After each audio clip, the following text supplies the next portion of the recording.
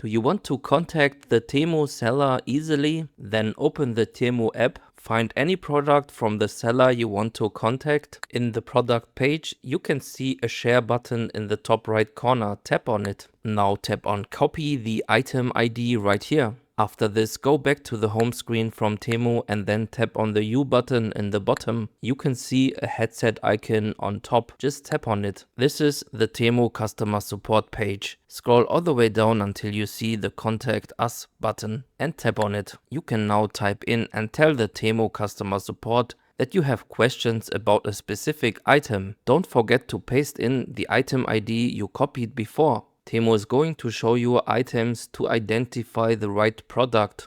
Tap on send on the right product. Now Temu is going to find the right seller for contacting. All you need to do now is just tapping on contact the seller.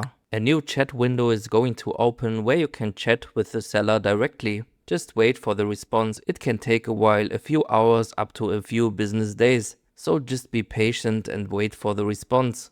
Thanks for watching.